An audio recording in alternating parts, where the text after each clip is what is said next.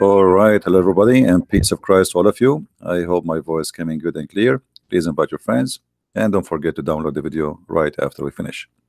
Today, our topic about money, money, money. It's a song we heard long time ago from a team. It's called ABBA. Money, money, money. Now, why people sing for money? Why people they worship money? The answer is very simple.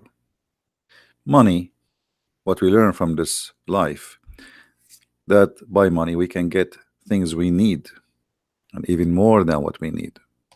By money we can enslave people, we can control, we can be rulers, we can be kings, we can be whatever we like to be. We can destroy life, we can save life, we can take life. Money do a lot.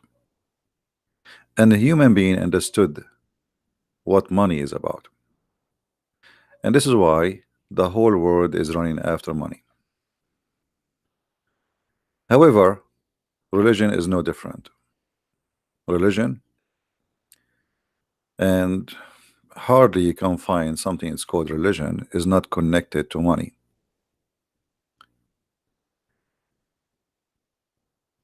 What Jesus, our Lord, he said about money?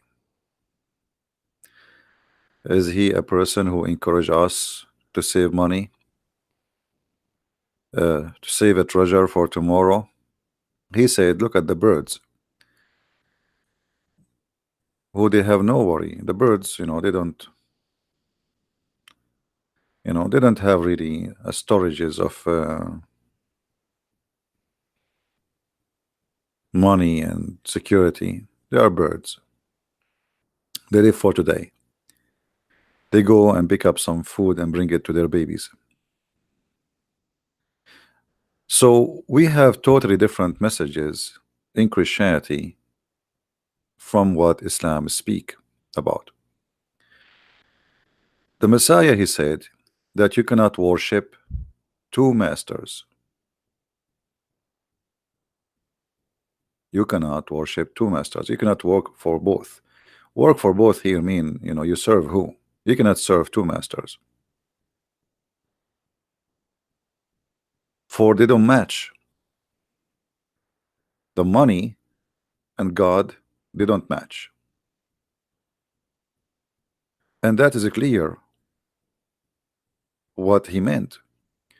That either you are with God, you serve God, or you serve money.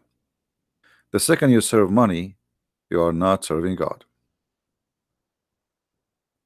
And that's mean that God and enemy, they are not in the same, let us say, direction. It is two opposite direction. But this is not the scenario in Islam. In Islam, you serve Allah when you serve money. And today we will focus in this issue. Now there is many verses in the Bible speaking, Jesus speaking about that money will not help you, money will not save you, etc. And but the clear message is you cannot serve two masters. The second you are a person who is after money, you have a master, and that master is the money. In Islam, the story is different. In Islam, Allah himself, he need money. Allah himself, he promised heaven for those who give him money. Now for sure Allah is not a person who exists. Allah is a fake God. Who is the one who will get the money? That's Muhammad. So Muhammad, he convinced the Muslims that if you give me money, you are giving a mortgage to Allah.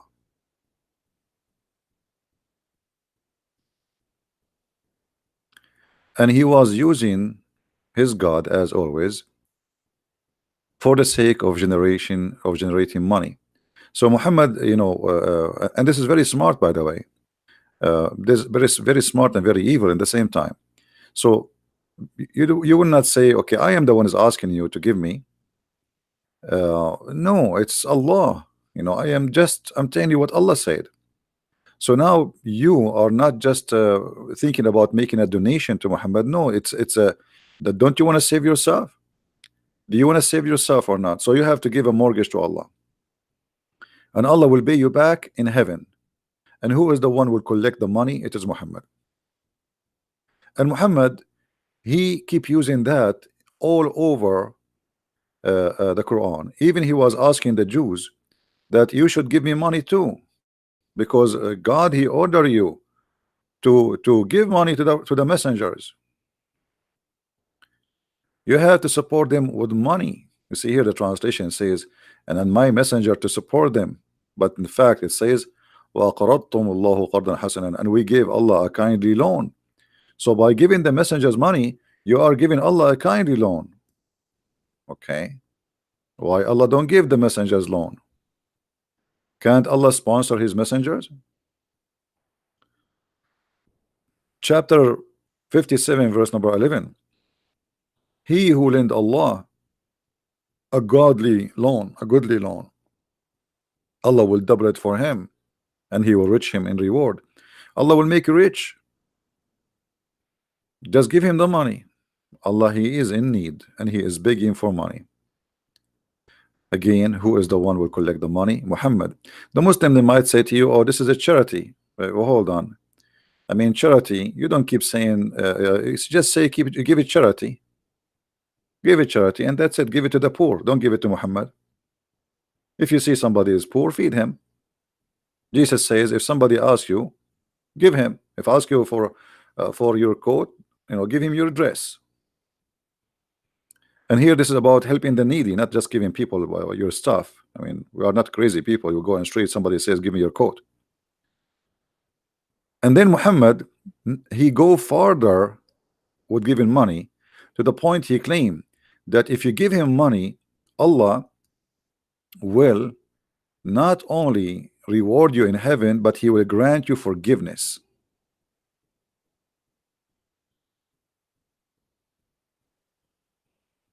Do you see it? And here we need to ask ourselves, can we bribe God? Like now, if you gave the nation to Christian prince, God will forgive you from your sin. That is silly. That is really silly. What forgiveness have to do with giving money to somebody? You cannot bribe God. You will be forgiven for reasons. In Christianity, when the Lord, he taught us how to pray, they ask him how to pray, he says, say like this, our Father art of heaven. And there is something important in that prayer where he says, forgive to us the same as we forgive to others. So the first reasoning for forgiveness in Christianity is we forgive to others so we might be forgiven, not because we give money. You know what I mean? In order to be forgiven by the Messiah, by our Lord, the first condition is to forgive. You don't deserve forgiveness. Why I want to forgive you if you don't even forgive to others? You don't deserve it. So you're asking me to forgive you, but you don't want to treat the same people like, I mean, somebody hurt you, forgive him. You hurt me, you asked me to forgive you, so you don't forgive. Why I will forgive you? Not is because of you paid money to Jesus, you will be forgiven. What Muhammad here is saying, that if you give me money, Allah will grant you forgiveness. Allah will grant you this forgiveness. And that, obviously is far away from the truth. And Muhammad always, he used to scare people, to make them pay money. He is a professional scammer. If you remember, when Muhammad, he made a speech to the women, saying to them, I saw that most of you are going to be in hellfire. What was the solution? How those women, they can be saved from hellfire according to Muhammad? Very simple. Give alms. All those hadiths says the same. Give Muhammad money. Give him your earring.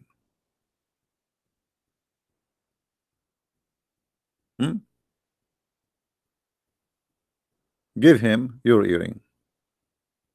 Give him your money.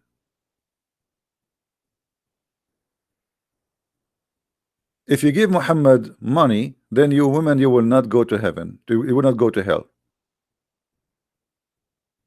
All those references in front of us.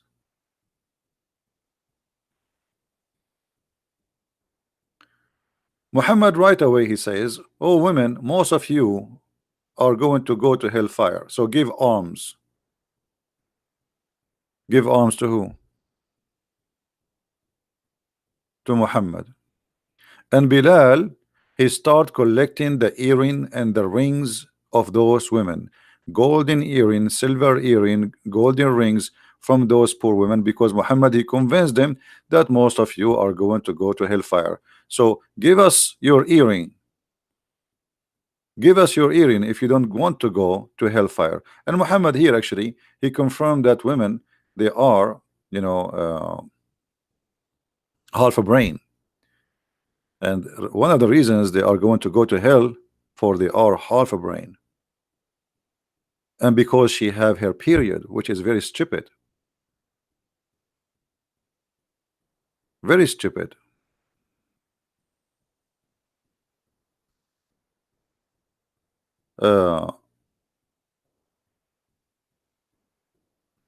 And the whole purpose of this speech is to make women give their earring and their rings, scaring them, saying to them, you will end in hellfire. So you want to be saved? Give us your money. Now, if Muhammad he saw that the majority of women they will go to hellfire, what giving earring will do to the women? Is that it changed her? No. You see the sick mentality. You see that what's wrong with this logic. Let us say Muhammad he saw us. We are a group of people sitting here, and he says, "Oh, I saw that most of you will go to hellfire," and then he says, "Give us your arms." What does that mean? Just by giving you some earring and rings, we will not go to hellfire now? Nothing changed on us. We are still the same. We did not change the way we do things.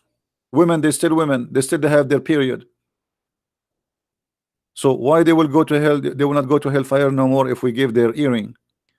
Simply because if you give your earring, now you are Muhammad, he grant you forgiveness.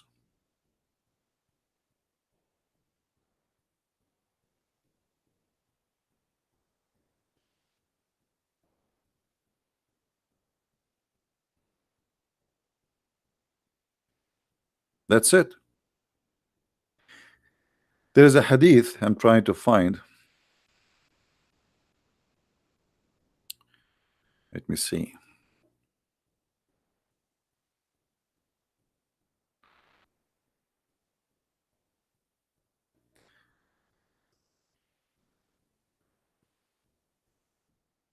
Why Jesus did not say, if you give me your money, then you are going to be forgiven, forgiven. Why Jesus did not have the same logic? If the Muslim they say that Jesus, which is Isa for them, which is a really wrong name, that Christians and Jews they have the same God. So why in the God of Islam, if you give some money, you are going to go to heaven, and you give it to the prophet, but if you give it to if you don't give, then you go to hell. And why women they will go to hell? Just because they have their period, because they have half a brain. If the women have their period, that's mean if that is a defect in religion. That's what Muhammad said, a defect in the religion. So if this is a defect in religion, isn't it Allah who made them with the period? And since when having a period will make you a bad person? Look here what happened in this hadith here. He commanded them to fear Allah. Why? Because he said to them in the beginning, he was working with Bilal, his slave, and then he says to the women, directly speaking to women, then he moved away and he went to the women, and Bilal was with him. Bilal is the money bag. He is a slave who collect money from those who Muhammad he scam. He commanded them to fear Allah and exhorted them and remind them. He praised and glorified Allah, and he urged them to obey Allah. And then he said, give it charity, for most of you are the fuel of hell. A lowly woman with dark spot in her cheeks said, why, messenger of Allah, we are going to go to hell? He said, you complain a great deal and you are ungrateful for your husband. And then the women, they started taking off their necklace, earring and rings, throwing them to Bilal. Do you see it?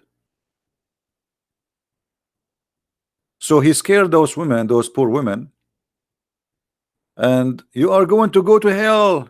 You are the fuel of hellfire. And right away, those poor women, they start grabbing their necklace, their earring, their rings, and they throw it into Muhammad, in the garment of Bilal.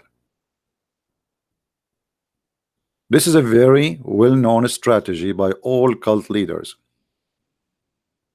If you listen to, there's many TV stations, they claim to be Christian stations. They are the same as Muhammad. Call right now. Call right now and make a donation, receive the blessing of God. Call right now. Like if you don't call right now, you will not receive the blessing of God. You know, like now you call now and you make a donation now. All right.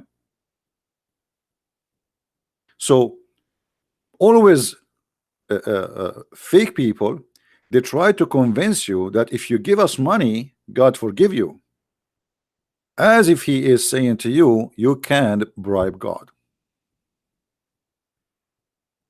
But that's not true. Nobody can bribe God. We have a brother here, he posted a verse from the Bible.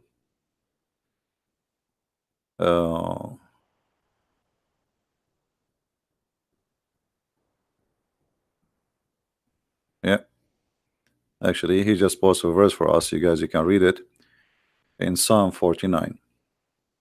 Thank you for that verse. So you cannot bribe God. You cannot earn forgiveness by giving money to someone he claimed that he is the one who present God.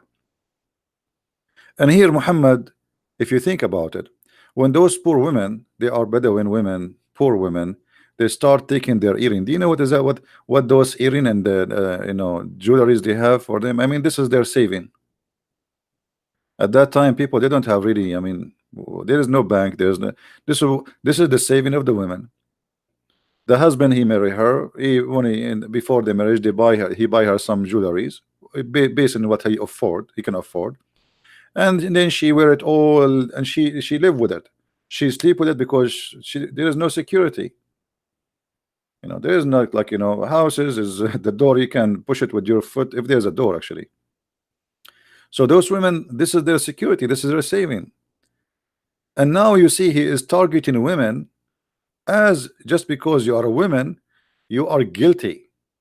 He didn't say, oh men, he's talking to women. And those poor women, they start throwing their earring and their rings. Here we notice Muhammad used the strategy of fear.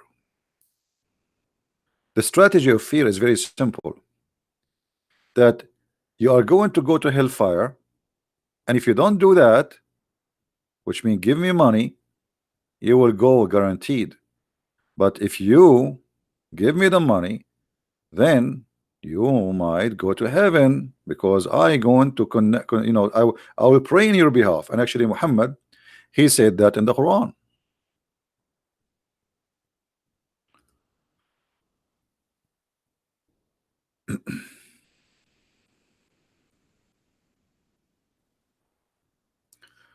Muhammad, he says, if you want to meet the Prophet, which means Allah, suppose he's speaking, oh you believe, when you consult Messenger of Allah in private, spend something in charity before your private consultation. So you guys, if you want to talk to Christian Prince in the private, you have to pay.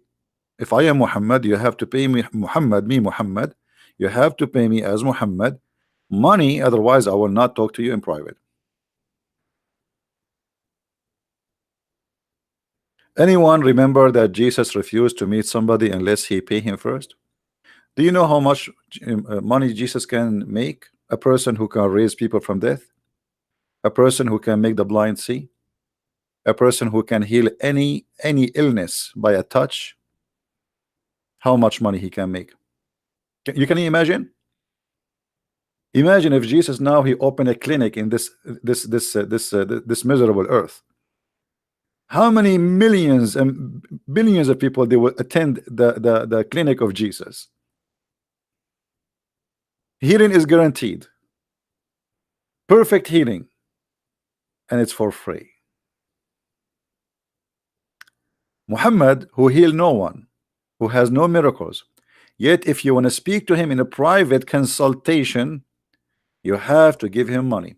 There's a verse in the Quran, and I don't know if any of you remember it, where Muhammad he kicked a man because he is poor from his house. The chapter of Abasa wa Tawalla.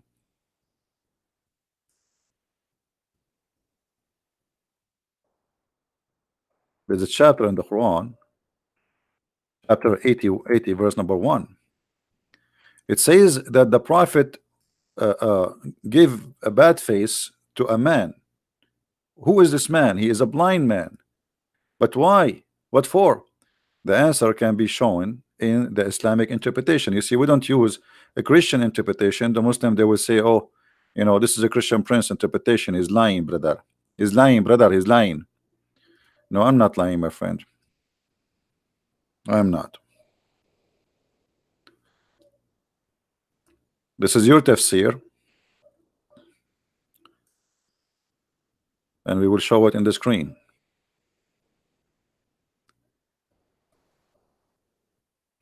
Muhammad was busy with a bunch of businessmen. This is the book. It's called Asbab al-Nuzul, which means the reason for the verses to come down.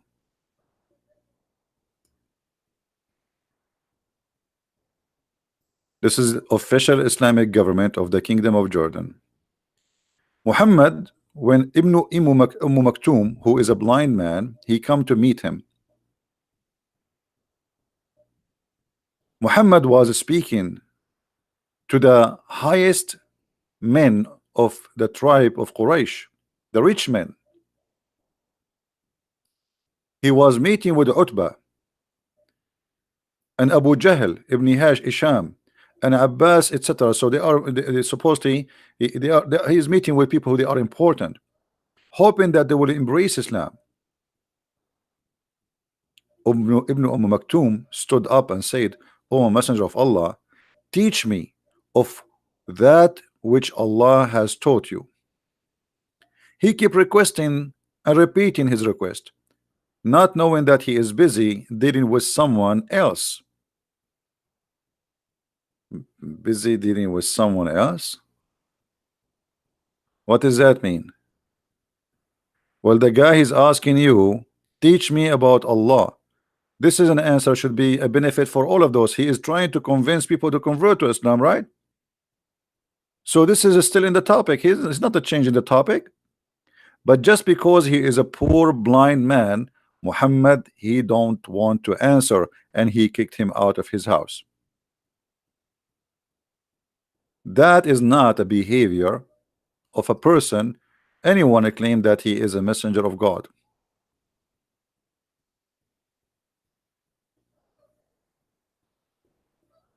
Why a man who is a messenger of God want to do such a thing? Shall we go to Ibn Kathir and see what Ibn Kathir will say about this? We can go to Ibn Kathir and try to find out in the English of Ibn Kathir, which is different always from the Arabic. But let us see, let us get them busted. This is Ibn Kathir, chapter 80, verse number 1.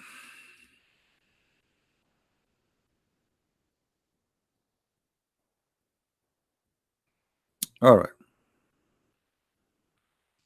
Do you see it says here he was addressing one of the leaders of Quraysh, rich men, leaders, businessmen. He's trying to make them accept Islam.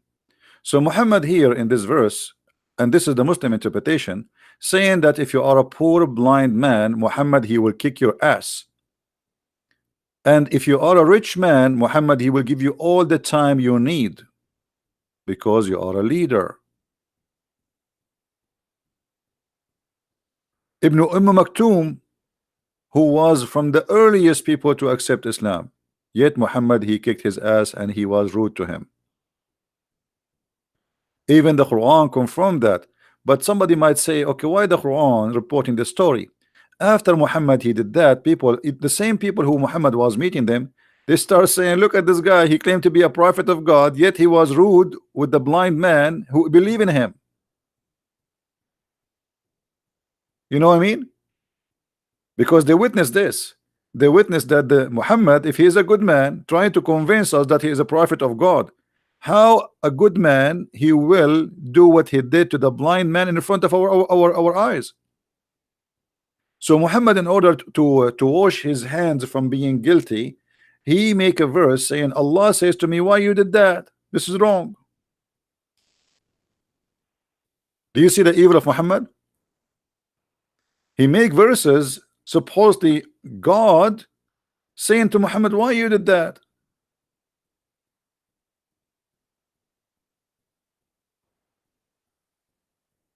The Muslim, they say to us, Muhammad was the most noble person. He was the most amazing person. I never saw a noble person. He will kick the ass of somebody he is blind, because that will be against his nature, regardless if he is busy or not busy. A blind man asking you do that to him?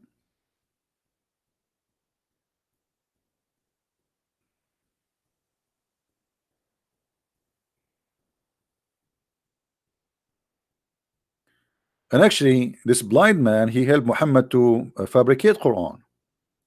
If you remember, when Muhammad he speak about that those who go for jihad,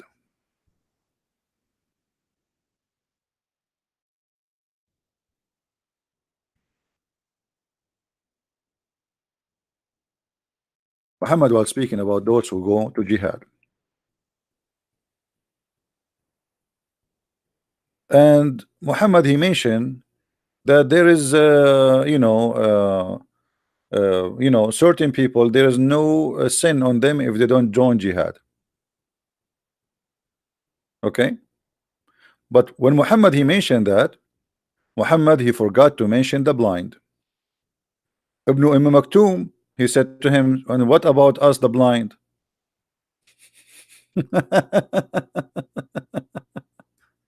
So Muhammad he added to the Quran right in the spot when the guy was just sitting next to him, and we can show you the reference, which is proving Muhammad to be a false. The guy he just said to you,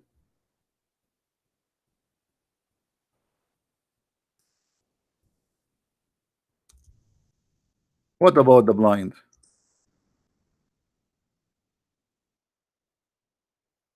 If we go to the verse, chapter 24, verse number 61.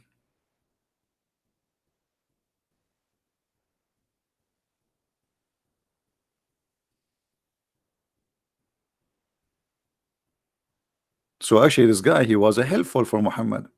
He made Quran for him, or at least he gave him reasons to make verses.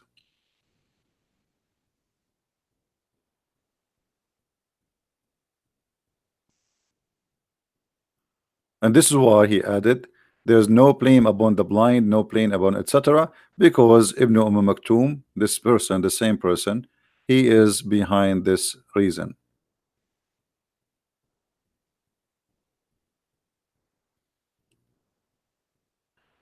In different verse, Muhammad he says the following.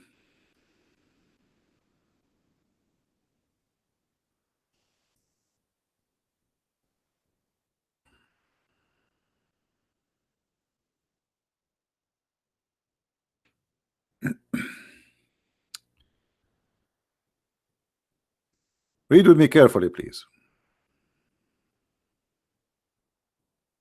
Of their goods take arms so that you might purify them and sanctify them and pray in their behalf. Have you ever heard of a religion like this before?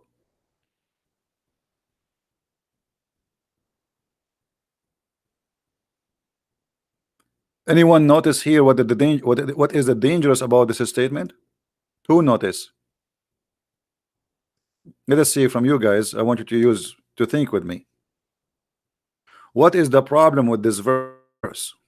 As you see, this is not my translation, this is not my website, this is your Islamic website, this is your Arabic, this is your English. Everything is yours, Muslims. I have nothing to do with it. What is the problem here? Anyone notice?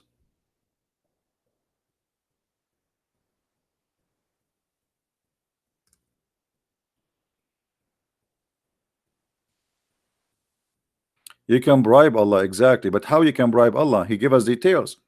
If you pay Muhammad not only he is a prophet, but he will pray in your behalf. Do you see it? You do not need to pray no more. This money you give is going to purify you, sanctify you, and Muhammad now is going to pray in your behalf. So the money you give to Muhammad, Muhammad is in hire. You want to hire Muhammad? Give him money.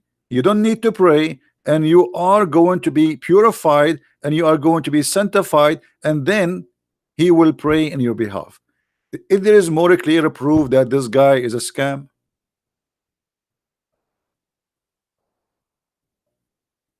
so imagine I say to you, if you give me money, you don't need to pray. That's it. I will pray on your behalf. Just give us the money. Obviously, this is a scam. We have a Muslim guy. He's saying, "Is this guy is stupid?" Osman, answer us. Okay, maybe I'm stupid. You are smart. Osman, you are a Muslim and you are smart. I never saw a Muslim. He is not smart, by the way. All of them are genius.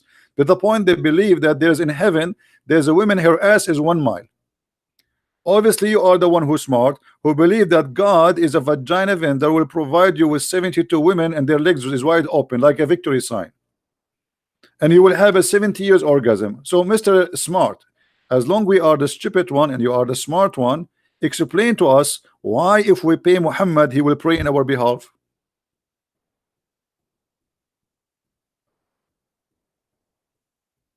Do you know, Mr. Smart?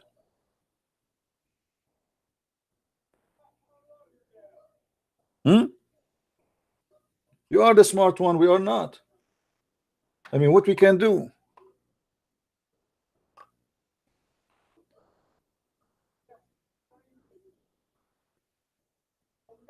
He see a lot of poor people will go to heaven.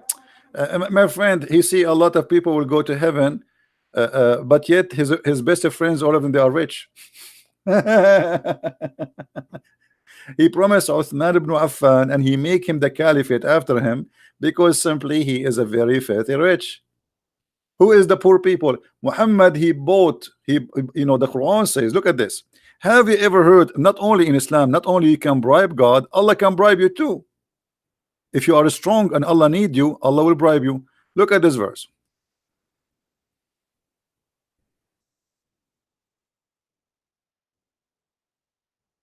Always those who claim to be prophet of God, I mean, they have to make some nice speeches. What, he will say the poor people will go to hell? But obviously he is always in the side of the rich. If you read this this verse look nice, okay.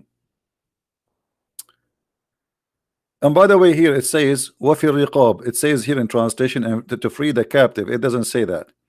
Al-riqab, it says here sadaqat, the alms is given to this and this and this, and to the slave. Nowhere it says free the slaves. Now, but look at this here. وَالْمُؤَلَّفَ قُلُوبَهُمْ. The one, their heart need to be reconciled. Anyone knows what is that about? Anyone knows what this is about? Who here remember what we said before about this verse? Who is the one their hearts are to be reconciled? You believe it or not, Muhammad, he bribed people to convert to Islam. And this is written in their Islamic books, and this is in the Quran too. Abu Sufyan, he was a very important man, a war warrior. His family are they are criminals. Muhammad, he needed them. And actually, because of Abu Sufyan, Islam expanded. Abu Sufyan family is the one who occupy all the Islamic world we know today, not Muhammad. So Muhammad, he bribed Abu Sufyan and his children, and he gave them at least 100 camel each, and gold and silver. How we can prove that? We go to the interpretation, and we go to the book of Asbab al-Nuzul, chapter 9, verse number 60. You see, nothing from my own. Everything I show you is from Islamic websites, and I have nothing to do with it. I have nothing to do with it. Read carefully. And those whose their heart are to be reconciled, so that they might become a Muslim. So Muhammad, when I give money, he is buying believers, he is buying warriors who they are fighters or criminals, saying, I will give you money. You see, I take money from people, but I can buy you too. I'm a businessman. How you can make somebody heart go to Islam by giving him money? It's a bribe. So he is saying here, and those who their heart are to be reconciled, so that they might become Muslims, or that Islam might be firmly established. So Muhammad is using those people to establish Islam. Allah cannot establish Islam. He needed their money. He needed those people. So now he is sacrificing money. He's buying them, and then their peers might become Muslims that might defend Muslims. You see, they are warriors. They are criminals. So see, they will defend. They are fighters. And this was Abu Sufyan family. If we go to the book of Asbab al-Nuzul, this is Al-Jalalain.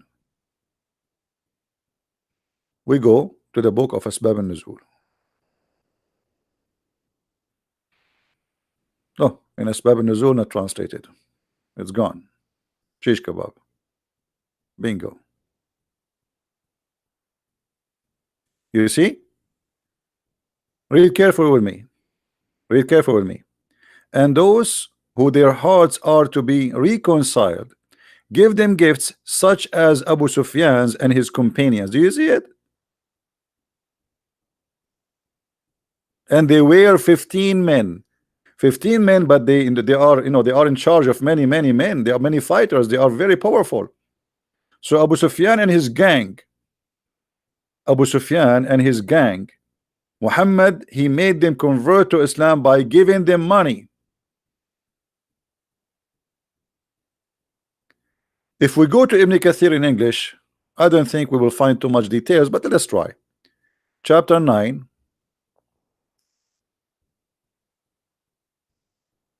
verse 60.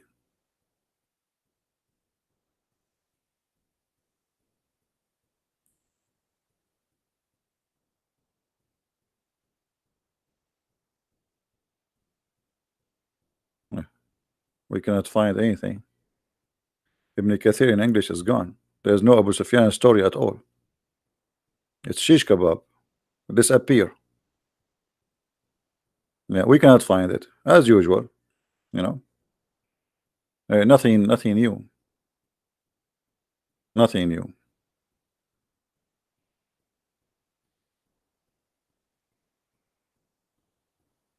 Yeah.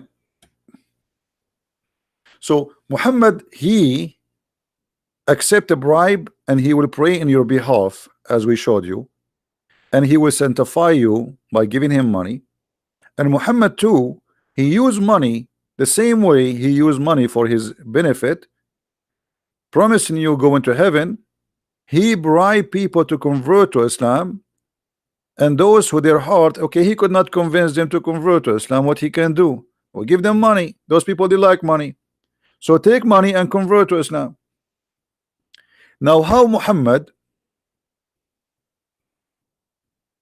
he is a prophet of God, and how Allah is God, except that somebody he will convert to Islam by money, paying him money, and that is okay.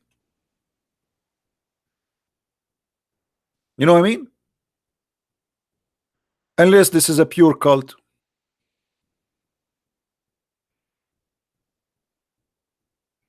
Guys, forget about Osman. Leave him alone. He's just a kid. Focus with me. Try to learn something good for you.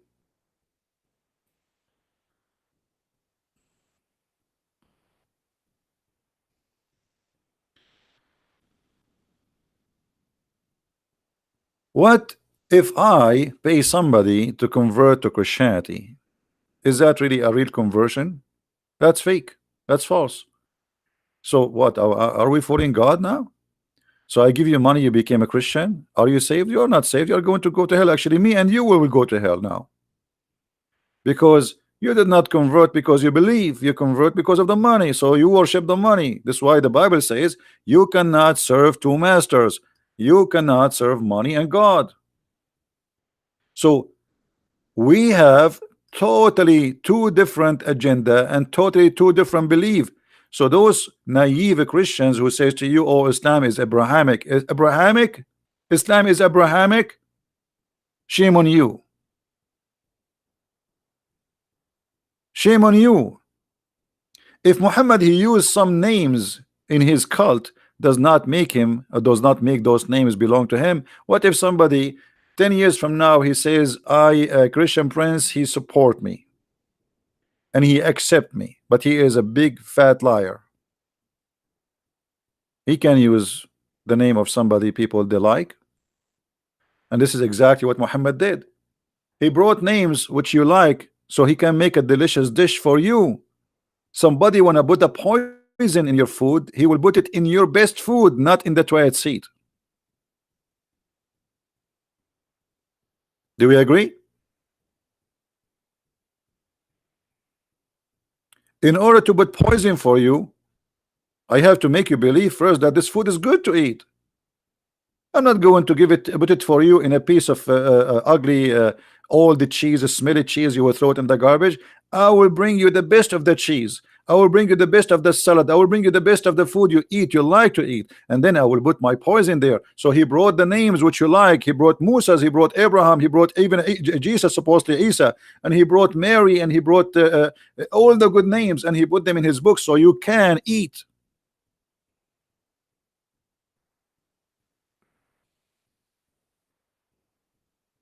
Otherwise, Muhammad not only far away from Abrahamic belief, Muhammad is anti-Abraham.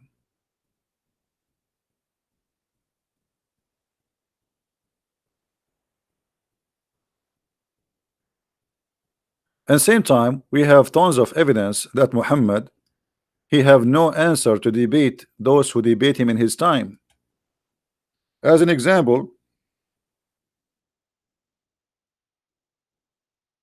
the Christian and the Jews, they did not accept Muhammad for a second. And because Muhammad is a liar, he have no answer. So how Muhammad he answered the Christians and the Jews? Using the name of Abraham. Let us show you this verse.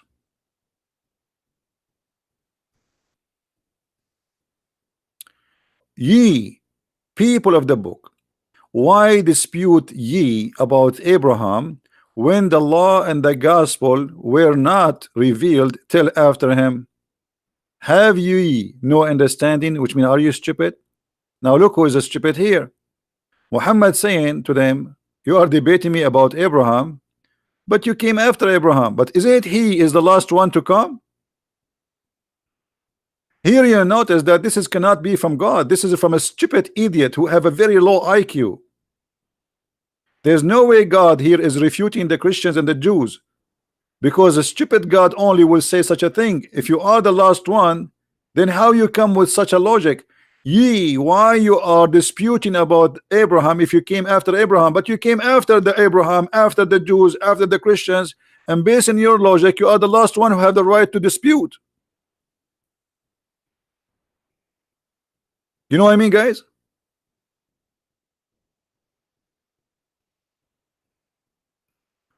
Abbas is saying, why Jesus, he said to the women, dogs.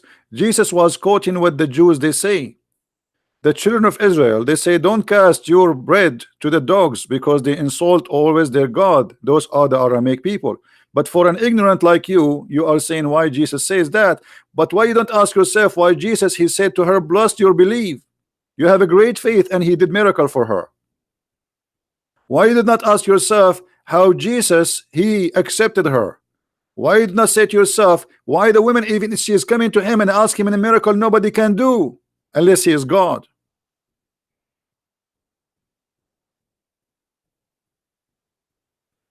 And as long you are against people to call somebody dog, why your Quran saying that we are the worst of animals?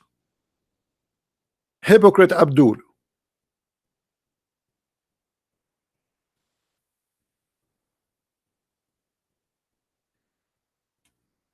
The Quran call us all kind of names. Najis, animals, worst of the creatures, evil doers, kuffar, pigs, monkeys, you name it. And then this little tiny creature, he is trying to say why Jesus said dogs. Jesus was quoting what the Jews says. Here, look at this. If Muhammad is a prophet of God and the one is talking here is God, there's no way God will say such a stupid statement. The one who came after, he have no right to dispute with the one who came after him. This is what the verse saying. But based on this, Muhammad is the last one to have the right to dispute.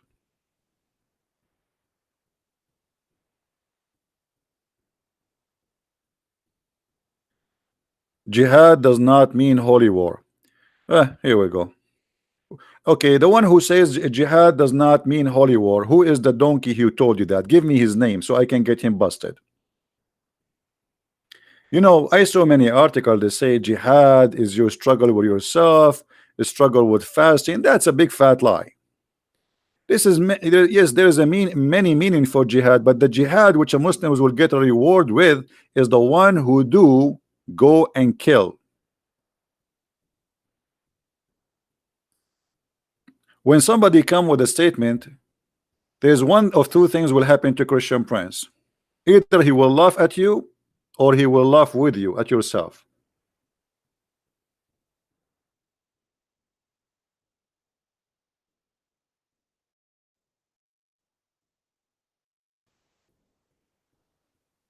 The jihad which Muhammad promised the Muslims, the version 4, is going and killing anyone who don't believe in Allah. And the jihad have two parts, either by money for those who cannot go for war, or those who go physically and kill. Now if there is anyone who dare to say I'm lying, please let me know. Actually, why we waste our time? We can get you busted immediately. Here we go.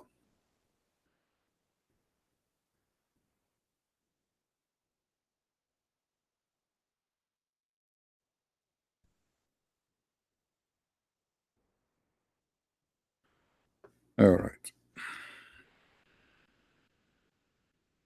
Who is the best of of the Muslims?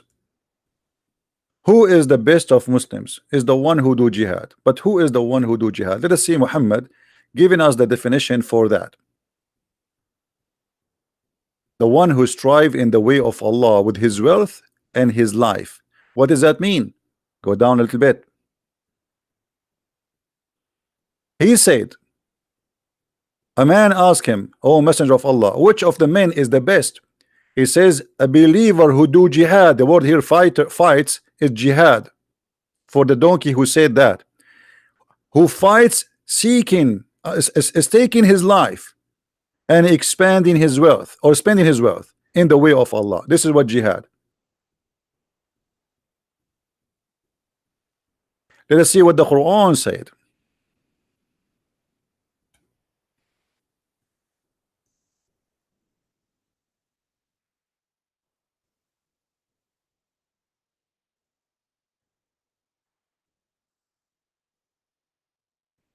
We have tons of verses about jihad. Kill, kill, kill, kill.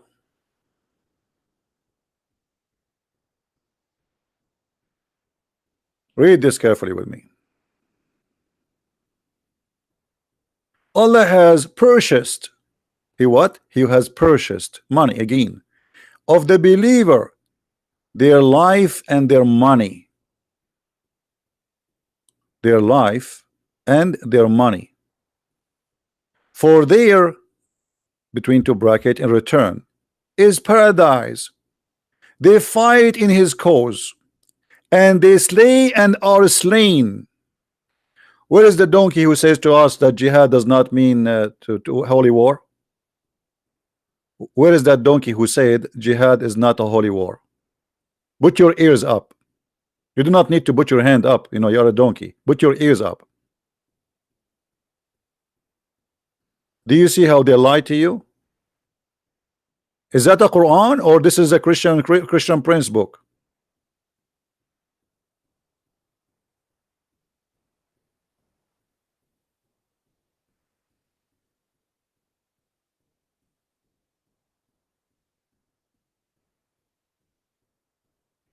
Not only that, Muhammad here, he confirmed that Allah, he purchased you. You are a property of Allah, and your money belong to Muhammad, and your life belong to Muhammad. Muhammad, he can do whatever he want with you.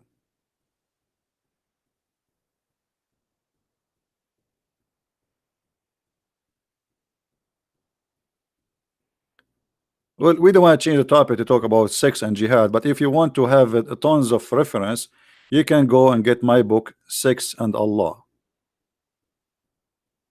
All right, it's 2 volume, have tons of reference about sex and Allah, sex and jihad, sex and Muhammad. Everything have to do with sex. But remember, I did not put in my book everything about sex in Islam, otherwise I have like 10,000 books to finish this topic. So I made them in 2 books summarizing what and the connection of Allah and sex. The same as we are talking here about some evidence of the connection between Allah and money.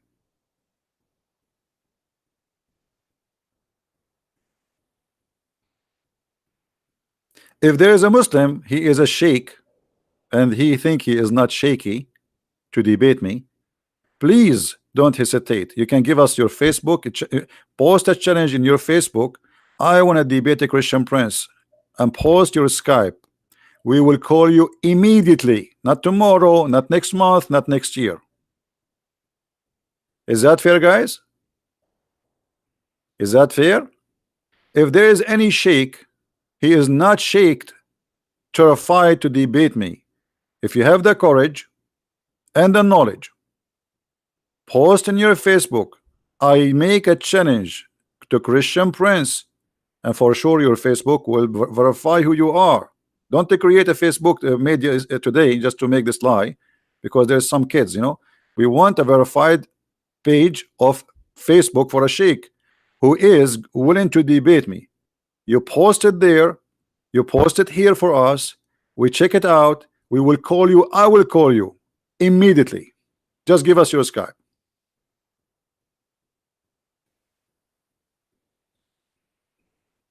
Anyone there?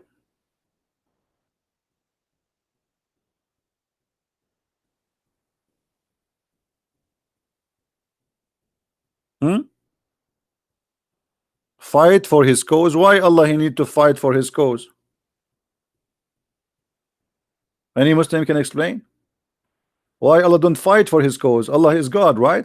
If Allah he want, a Muslim, they say if Allah wants something, he say be is going to be. So what the point of here saying to us to fight each other, slaying each other? Why you don't solve the problem? You're God. If the purpose is killing the kuffar, you kill them. Why your God Allah cannot kill us? He need you to kill us because he is not exist. This is Muhammad fooling you.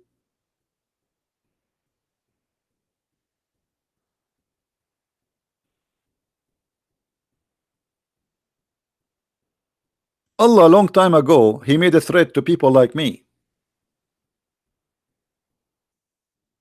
saying to them, if you don't believe in Muhammad, look what we will do to you. What he will do to us? Brother, if you don't believe, brother, in the Prophet Muhammad, brother, Allah is going to erase your eyebrows, and Allah is going to make your mouth close, and your nose is inside your head. Let me show you the interpretation. Chapter 4, verse number 47.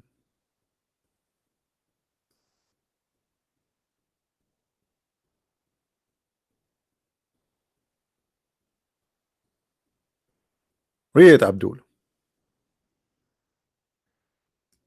The proof that Allah he need you to force people to convert to Islam is in front of you. Allah is a shish kebab. He made a threat to the Christians in the time of Muhammad, not in the judgment day, that if you don't believe in Muhammad, look what I will do to you.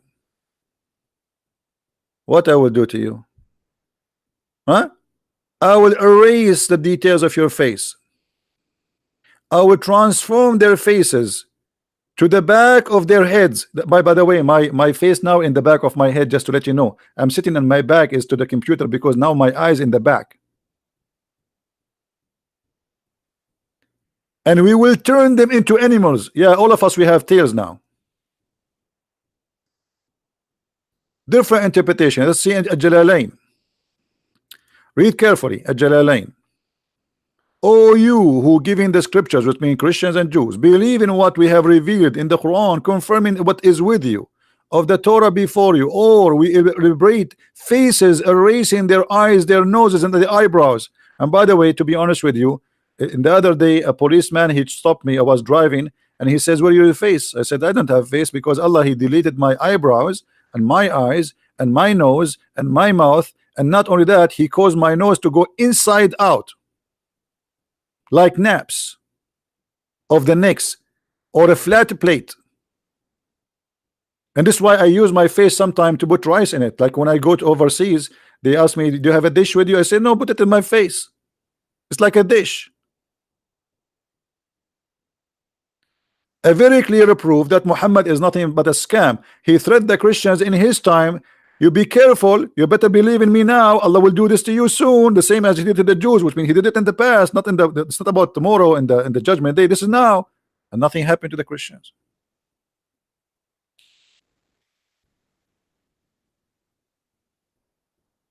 Allah will make my nose inside. That's something.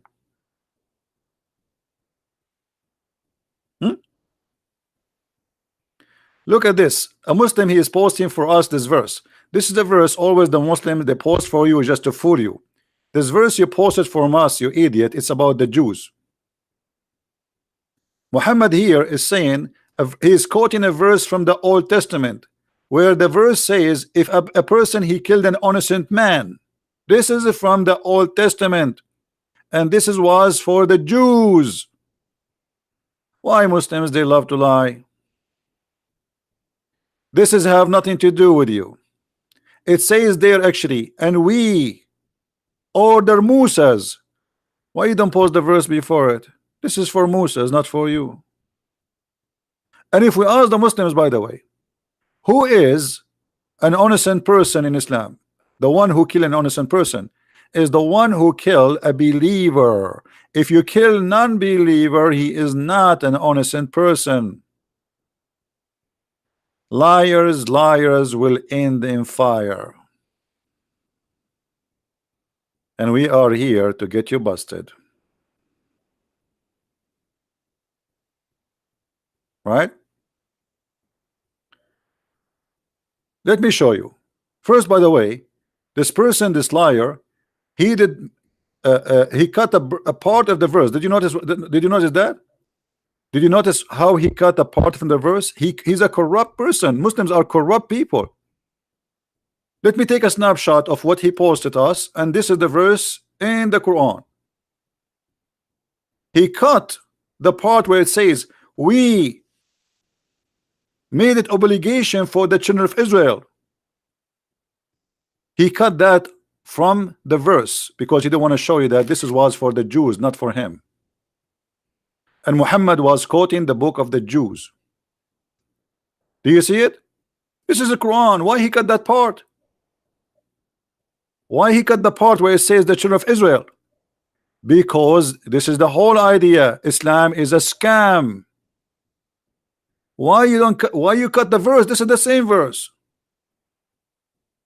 Where is the part where it says, and we gave that law to the children of Israel?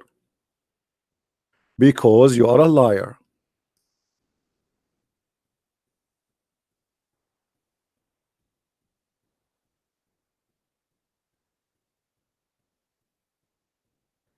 Abdul, you cannot play with the Christian prince. I don't even play chess with myself. I will lose. And not only that, the same verse here is still, when the Muslims explain it, it says you cannot kill an innocent person which is a Muslim. If a person he is not a Muslim, he is guilty. There's an interview between what his name, this guy in England. England became the nest of terrorists. What his name? I forgot his name. The Pakistani boy. They made an interview with him in the BBC. He says, why you don't condemn the killing of innocent people? He says, yes, first of all, innocent people in Islam is Muslims. Go search it right now.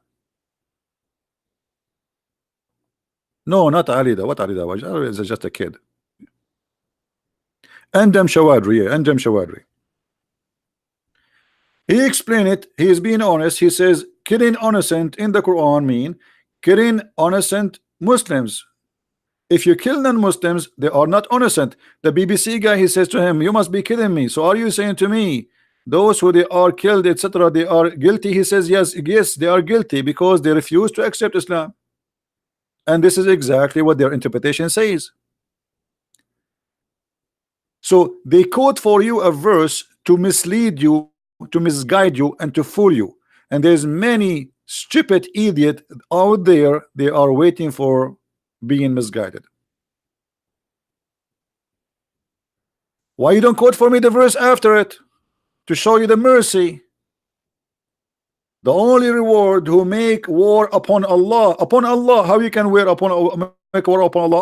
I am in war with Allah. What is the punishment for me? You know, when you see the word war, you think those people are fighting Islam by taking sword. No, the second you say a statement against Muhammad, you are waging war against Allah. What the punishment?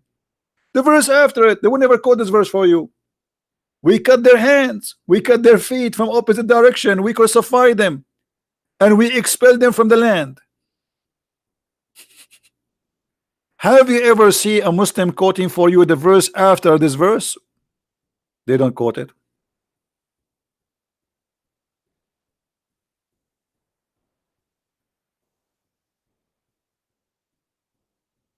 It's just the verse after it. Which is the verse? And here we go. This is the verse after.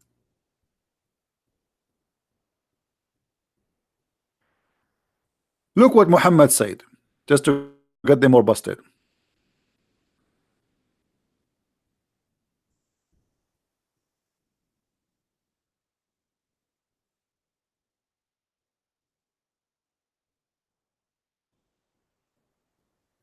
Yeah, this is what I said, that this verse was not for the Muslim. This is a quotation from the Old Testament. Muhammad, all those hadiths saying that I've been ordered to kill all mankind except Muslims. Do you see it? I've been ordered. Here they use the word translation fight. Fight what? By zucchini? Fighting by the sword. I've been commanded to fight all the people. All people what? All mankind. Till they declare that there's no God but Allah and Muhammad is the prophet. And if they do that, and they pray as we pray, and they slaughter as we slaughter, and they eat as we eat, and they face the Qibla as we face the Qibla, and they pay the zakat, and blah blah blah, all the condition, and then and only then their blood and their property is secured from my hand. Do you see it? So what is the war? What war we are talking about here? If you don't accept Allah, you are in war with Muhammad. If you don't accept Muhammad as a prophet, you are in war with Muhammad. Even if you accept to say Shahada and you don't pray as Muhammad he order you, he will kill you. Even if you say Shahada and you don't pray in the direction of the Qibla, the Kaaba, he will kill you.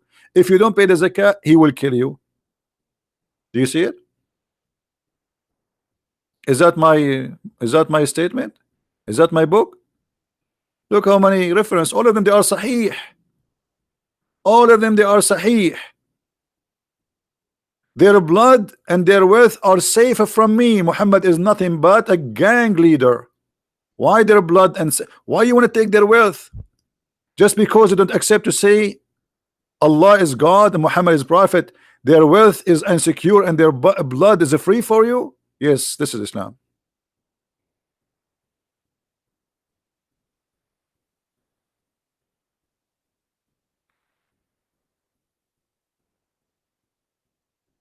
Not only that, Muhammad he says that people I was victorious by terror. He is a terrorist from a distance of a month.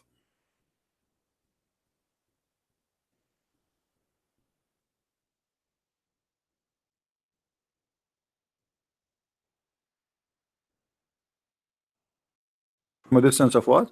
From a month. I was victorious by terror in the heart of my enemy. Another hadith. The Prophet says, I have been given 5 things. What Muhammad was given. Let us see what he was given.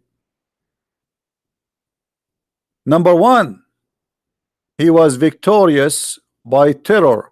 He scared his enemy from a distance of a journey of 1 month. Do you see it? Do you see it? Jesus was not given that. Jesus, if he come to your house, you will be happy. You are safe and you are secure. He will not kill you. Muhammad, you say the name of Muhammad, people are terrified, for he is a terrorist. You see here they translate the word Ru'ab, which means terror, by Awi. So I was victorious by terror from a distance of a 1 month journey. You tell me what kind of a nice person he is, to the point his enemy, they hear about him from a distance of a month and they are terrified.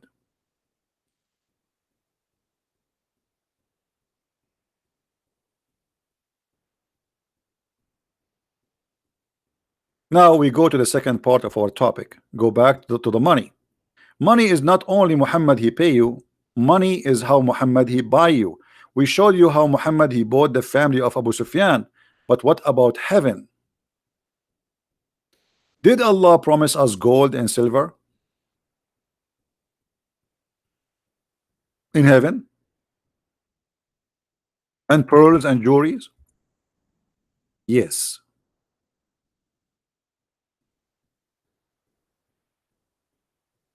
Read carefully with me.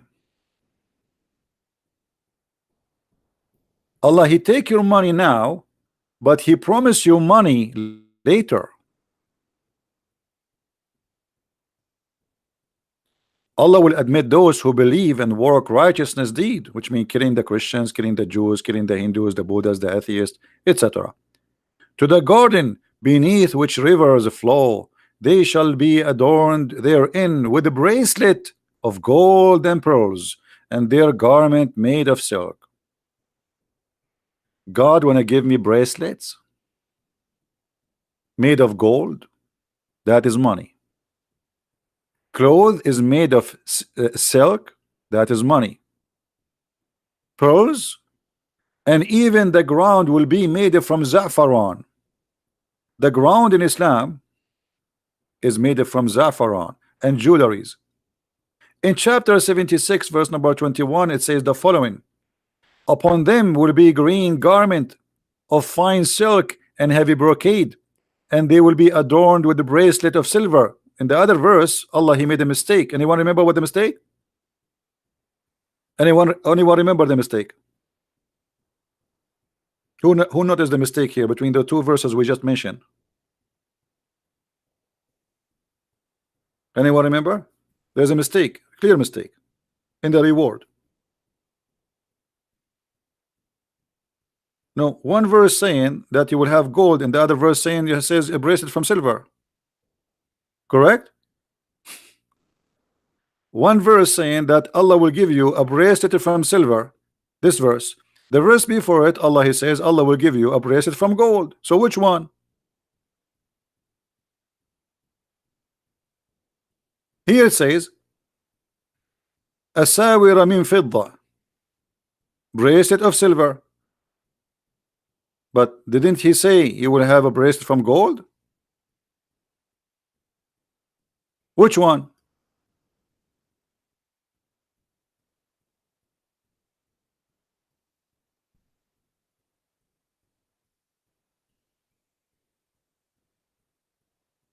Did you notice? Allah do not remember what His promise is. So in one verse He says the bracelet will be from gold, in the other verse the bracelet is from silver. And there's a huge difference between bracelet from gold and bracelet from silver.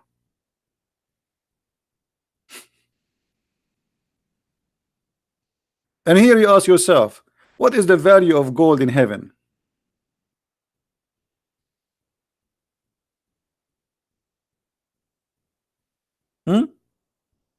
What is the value of gold in heaven? What we would do with gold in heaven?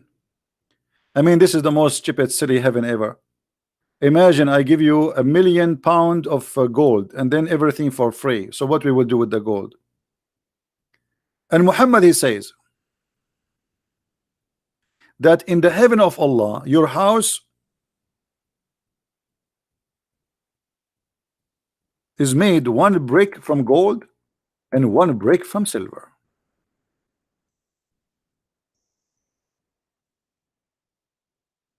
If you have a software to do like what they call it, you know, the software they use for engineering, like to design houses, try to build, to make a wall or a house, and try using your software to color the wall with two colors, gold and silver, because one brick is gold, one brick of silver. Okay, and see how ugly it's going to be, how comfortable your eyes will be to live inside such a stupid house. I prefer a cabinet or a cabin made from wood, will be a lot nicer, so friendly, and I will feel like a human inside it. Being inside a box made from metal, that is not a house. Especially it's a shiny wall, gold and silver. How disgusting.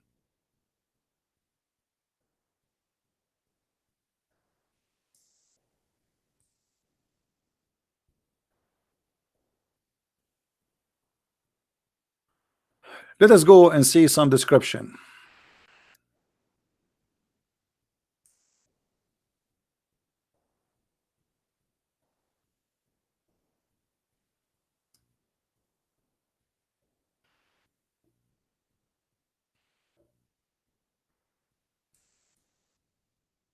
We cannot find those hadith in English.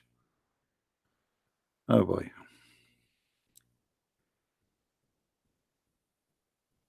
Yeah, the embarrassing hadith, they will not be. Let us show let us see this verse in the Quran.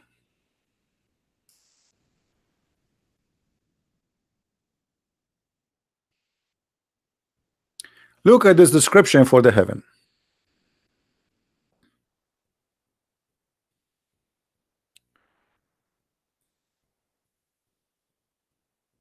In the hell there's no food, but in heaven you will eat as much you want, and then Allah will make your face soft. You see the translation here is false. It says joyful. It's not, it's a lie. It says na'ima. Na'ima. This is literally the translation. And they will be, you know, pleased there. The garden is so high. I like high garden. I mean, I don't like a low garden. There nobody will do gossiping. And there is a spring of water running. But you remember the yesterday we spoke about two fountains. Now it's one spring. And you will sit in a high throne. By the way, this is a translation is false. It says fi sururin marfu'a, which mean high couches, high beds. This is heaven. I will have a high bed, and then cups. Allah will put cups for you there. I mean, have you ever heard of a heaven like this? وأكواب موضوعة, and cups, like the translation. Let's change the translator. This translation is weird. It look like this guy is using software or something. Let us see.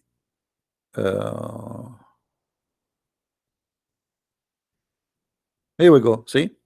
And cups set at hands in heaven, my friend. You have cups there. I mean, you enter your kitchen, brother, you have cups. Have you ever heard of God? He's promised me to have cups in heaven.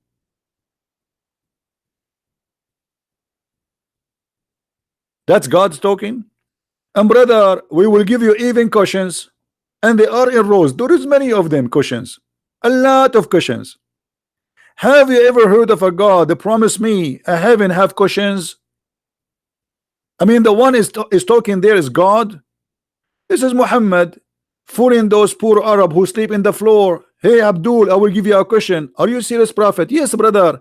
I will even give you cups, because those Arab don't have cups. The cups only is in the hand of the Persian and the Roman. Those Arab are desert people.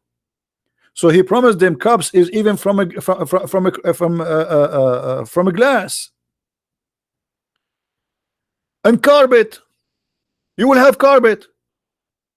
A brother, you will have a carpet. And look at the city Muhammad. Suddenly he jumped from I will give you cups and cushions and a throne and beds and flowing water, and then suddenly he says, don't you see how the camel is created? What does it have to do with the topic before it? Guys, imagine I'm talking to you now about the topic, and suddenly I says to you, and don't you see how the camel is created? You will say to me, Christian Prince, what this why you jump? You were talking about the cushions, the carpet, the furniture in the house of Allah, and suddenly you jump to speak about how the camel is created. What does this have to do with this?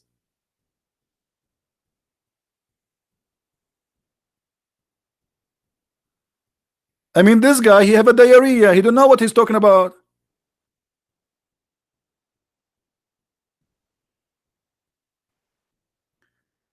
And then you say, don't you see how the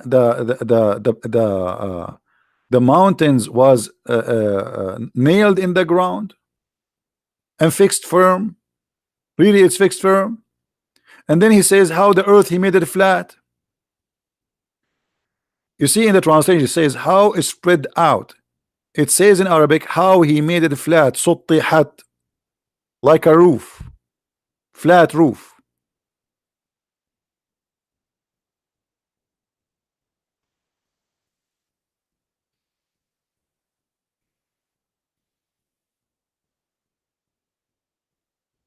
And yet they say to you, Islam makes sense and Islam is a religion. Islam is a crazy, is a cult.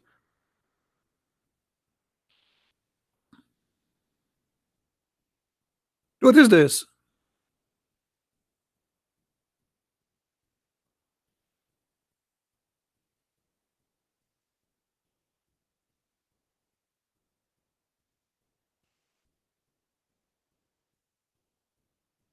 Look at this one. Hold on, let me show you this one. We mentioned that Allah will give you cups, right? Okay, read this one with me. You believe it that this is God talking? First of all, around you, brother, there will be boys. You will be reclining in your bed. Imagine that. Recline in your bed. And you will be facing each other. I mean, look at this description. So brother Abdul Shabir Ali will be facing brother Shamsi. His bed is here, his bed is there, and they are facing each other. And then around them there will be little boys who they are naked, and they are so beautiful like pearls, as in different verse describe them. And they will serve them, those boys, or around them there will be cups and jugs and glasses from a flowing wine. And you ask yourself why somebody want to commit suicide. Hey, look at his life here, it's a disaster. He have to work, go in the work, work as a taxi driver or a truck driver, and spend the whole day driving or doing concrete work to make pennies. He kill himself. He go there. He will find all those boys naked around him and women opening their legs. There's no panty, and each time he have sex with her, Allah, he will make her vagina brand new for him again, and cups and jugs and glasses, and he's wow, that's amazing, brother. And even the fruits, brother, of what you like. And by the way, just to let you know, in the heaven of Allah there is a great diet. There's no beef, there's no pork, there's no lamb. The only meat is allowed is the flesh of birds.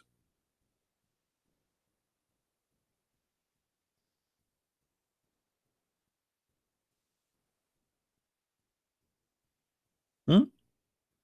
This is the open buffet of Allah. Only chicken, no shrimp. That's it. But hold on, actually somebody here, David Kenwood, he said something important. Guys, the Quran says Allah will give you flesh of birds, right? But do you remember when Muhammad, he says the first meal people will go and eat in the heaven, what is this? Who remember? Who remember?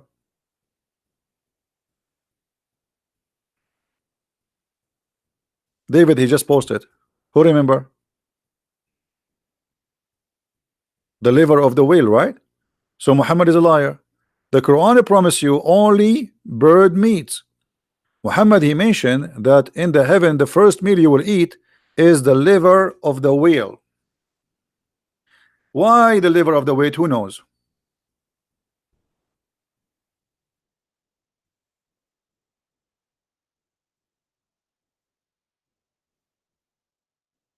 Hmm?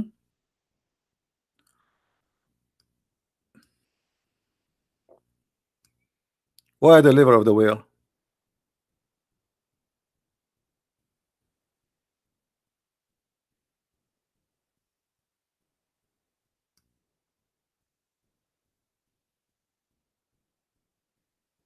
Six.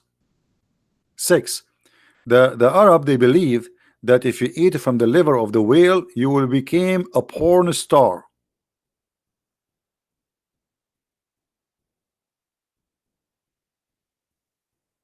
Remember, now you are going to go to the heaven of Allah, so you need to be ready. So you eat the liver of the whale, your private part will become like takbir.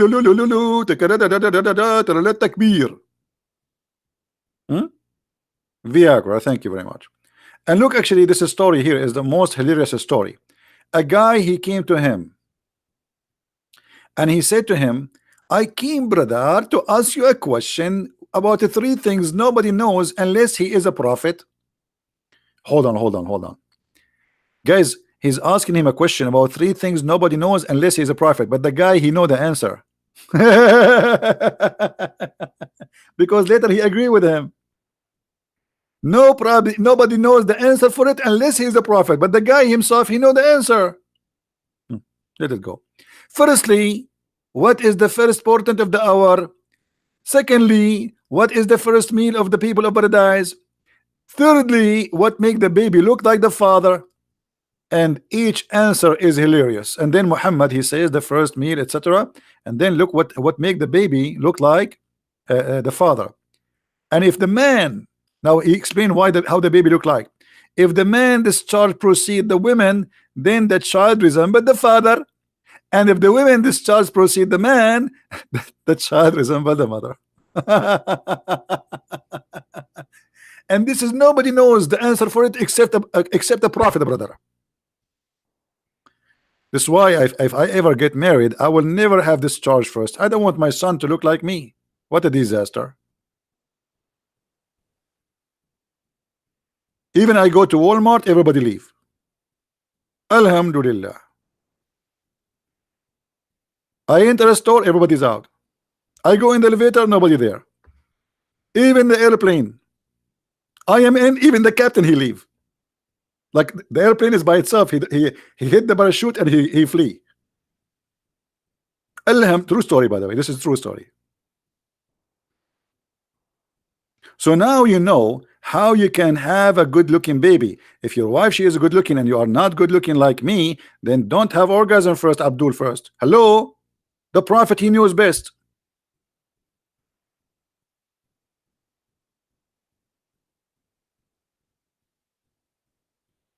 You found a sheikh, let him post in Skype, he in the, sorry, in the Facebook, that he accepted to challenge me, and you know, just give us his Facebook, and he can post there his Facebook account, and we will contact him.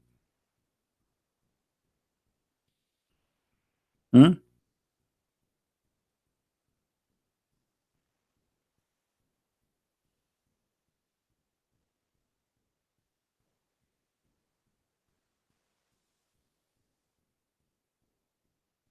And Abdul haven't. This is what proves that your prophet is a prophet, because he believed that the first meal of people who enter heaven is a whale liver. Allah will hunt whales. Allah is doing fishing right now. How many whales Allah he need? How many whales Allah he need? We have 1.5 billion Muslims supposedly. How many whales Allah he need to feed them? And those are the one is alive. So if we count those who die, you know, since the time of Islam until now, maybe by now we will have 10 billion.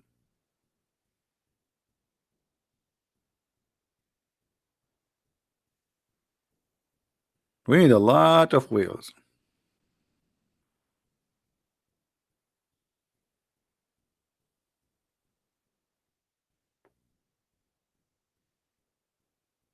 Any Abdul? Yeah, but yeah, maybe Allah will take that whale, the one who carried the earth. Yeah, good one, Andrew. Andrew, he says maybe the whale which is carried the earth. You remember the story, guys? Who remember where we can find uh, the story of the whale which carried the earth?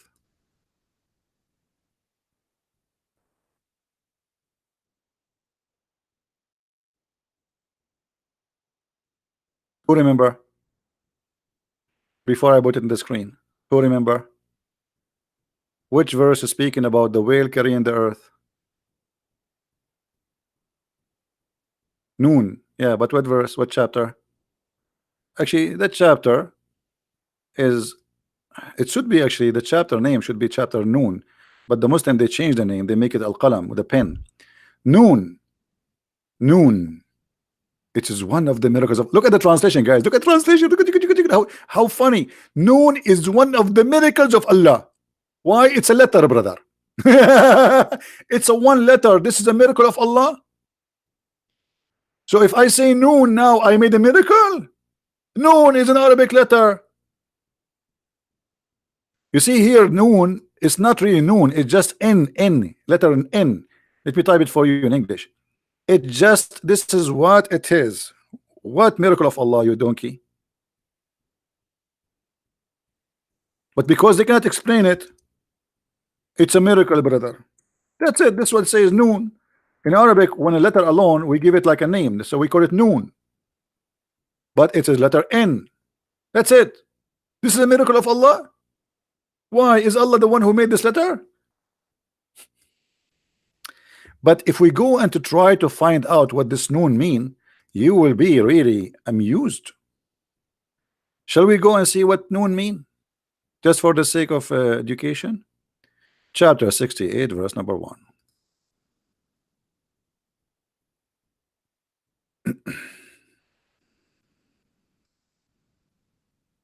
Now, if you are a person who suffer from dizziness or some illness, disease, you get dizzy, please don't read this with us, because you will get dizzy, guarantee. Noon. What noon mean? Brother, Ibn Abbas is talking, the cousin of the Prophet himself. And from the narration and the authority of Ibn Abbas, he said, regarding the interpretation of Allah saying noon, noon, he says, Allah swear by noon, which is the whale that carried the earth on its back, and the whale in the water, while in the water, and beneath it there's a bowl, and under the bowl there is a rock, and under the rock there is a dust, and none knows what is under the dust save Allah. Here the knowledge of the scholar stop. Don't ask me more questions. I do not know. I could not go deep in the ocean more than this. That's it. My knowledge arrived to the dust, and the dust I do not know. Please don't ask me.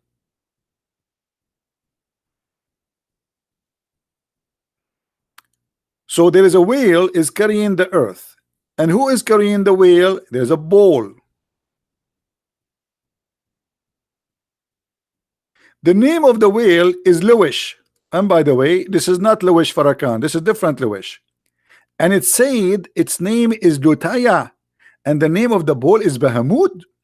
And some they say that the name is Talahut or Liwana. The whale in the sea is called Adwad, and like a small ball in a huge sea. The sea is an Hollywood rock whereby there is a 4,000 cracks. Even the Muslims were able to count the cracks in the ocean before all the scientists. Look at this. They knew how many cracks down deep the ocean. How they knew that if Allah is not God, brother? 4,000 cracks. Abdul, the 4,000 cracks is in the head of the one who made this chapter, not in the ocean. And from each crack, water spring come out to earth. It's also said that Noon is one of the name of Allah. Hold on. So we start saying that the Noon is a whale, and we end that Noon is Allah Himself. What, 2 lines before it was a whale. Now they change it, and it's also said that it is one of the names of Allah. It stands for the letter Noon in Ar-Rahman, and it's also said, are we done? No. Also say that Noon is an inkwell. Like, what the heck? So it was a whale, and then it became Allah, and now became an inkwell. Allah have an inkwell, in case you do not know. Allah swear by the pen. This pen is made of light, and its light equal to the distance between the heaven and the earth. For sure, Allah will not hold a small pen. Are you stupid or what? His pen will be very big. Very, very big.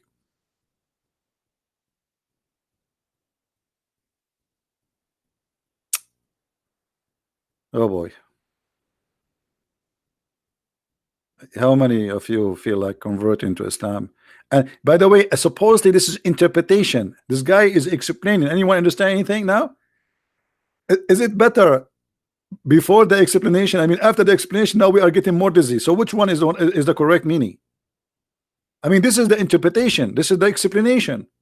And the funny, the Quran says, Allah said that we made the Quran explain the Quran in great details.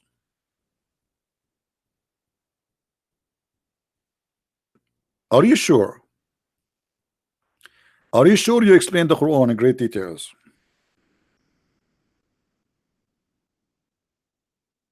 I can't tell, brother.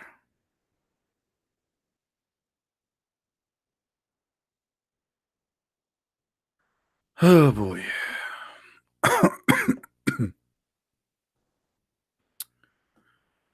Do we have any Abdul have a comment?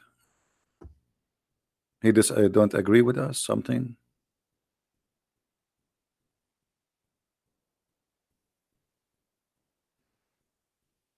And thus how we explain our ayat. Allah explained them. Are you sure? That's a hell of explanation. That's how we explain, brother. This is how we explain them. This is how we explain our proofs. So you might know, brother. Chapter 6, verse number 98. And this is how we explain details of our revelation. So if the Quran is explained in detail, so why Muslims you are making interpretation what nobody can understand anyway?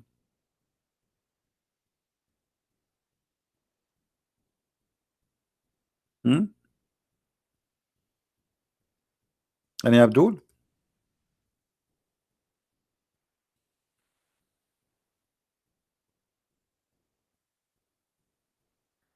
All right, I think we will finish for now. And don't forget, please, to download the videos. If you like to learn more about Islam, feel free. You can go to Amazon and search for Christian Prince, and you'll find the list of my books in all languages. And remember, for those who speak Spanish, we have our book in Spanish already out. For those who speak Spanish, and we have in German, we have in Swedish, we have in French, and for sure in English. So if you are a person who care to read and educate yourself, please feel free and get your copy. Now, the reason we ask people to download the videos, because we want you always to have reference, and they are for free. It doesn't cost you money. It's for free. All the time we give here is for free. If there is something I can do more, every day I give many hours of my day for you guys for free. I lose my voice, I spend my time. This is a topic which for me very annoying, by the way. I don't like it, but because there's nobody to replace me, nobody can take my place. Somebody have to clean the garbage, and that is me. Cleaning garbage is not fun, but somebody have to do it. Otherwise, all of us, we will get sick. Otherwise, trust me, I am sick of this cult. My head is a library of garbage. Nothing useful. But as you see, sometimes even garbage is useful, because many people, they might be misled, misguided, and they've been fooled and to convert to Islam. So I'm using the garbage which is in my head, which is about Allah and Muhammad, to save many people as I can. So please help us. Download the videos, share them. It doesn't cost you money. It just take a click, post it in different place. You can cut them pieces, topic by topic. Like today we mentioned many things. You can make them 15 minutes each or 10 minutes each. It's up to you. Or you posted the whole thing together. If you speak languages, you can translate the videos, the short videos, make them short. That will make it easier for you, an easier project, and add a subtitle any language you wish. My friend, don't make me feel that I'm wasting my time. I'm here to educate you, so one day you will not be left alone. And one day I will die. All of us, we will die. But your child, he will go in the internet, and there's tons and millions of people that are trying to hunt him down, make him believe in such a stupid cult. So what we do here is extremely important. If you see how many messages I receive from people who left Islam, or people who are thinking to convert to Islam, you will not believe it. Same time, you will get the blessing. If a person who leave Islam, or a person who was thinking to convert to Islam, and saw a video you posted, even though it's my video, but because you posted, you receive the blessing of saving a human being life. Yes, you do, because it is you who posted the video there. It was your hand who helped this person to be out of the ocean of hell. So help us, so you might help yourself. You know, many, they say, well, Islam is far away from me. What if your child come to you today and he heard a child in the school saying to him Islam is from the true God, and he tried to fool your son? What you will do? How you can refute him? How you can? Already he's brainwashed. It's going to be too late. So share your knowledge with your family, with your friends, even with your children. For sure, each one of them depend on his age. Don't wait until the danger come. Explain what the drugs is, not after what your child take a drugs. Explain what AIDS is, not after your child is get infected. It's too late. What we do here is an extremely for your health and the health of your family and your society. Help us, so the Lord will remember us in his book. Time will come and the Lord will ask me and you, how many hours you spend a day in your life to serve me? How many hours? Sadly, many of us will say not even a minute. Me myself, I have a lot of hours. Still, I feel guilty. I feel I can do more, but I wish really I can stay all day long talking. But the more you get older and etc., like you sit in behind the table. I used to sit behind the table for 10 hours, 12 hours, 13 hours. Actually, sometime even a day or even a day and a half non-stop. but the more older you get, the more harder it get for you to sit. It's not easy. Talking for many hours, you will lose your voice after 2 hours max. Try it.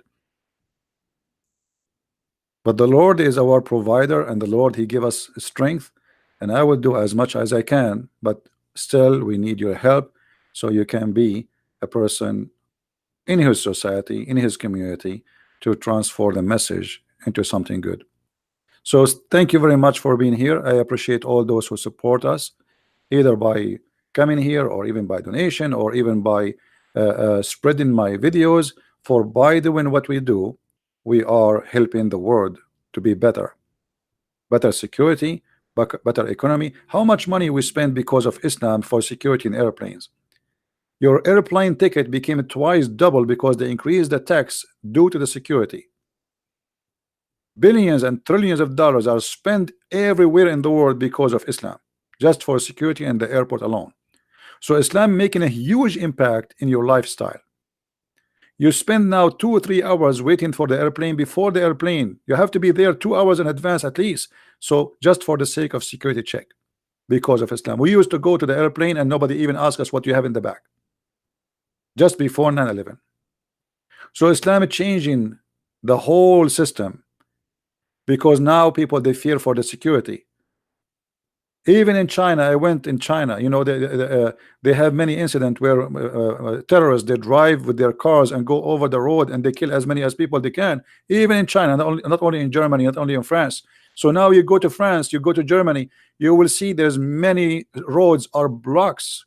You can't even drive your car through because of Islamic terrorism. So don't think that this is a joke. Maybe it's funny, maybe it's stupid, maybe Islam is garbage in your mind, but for somebody else, this is a holy religion, and he is willing to kill for the sake of his God. So this is a very extreme, dangerous cult, in impacting your life, your security, your finance, your business, your work. Many people lose their jobs because of Islam. After 9/11, almost all American airline companies went bankruptcy. Nobody's flying.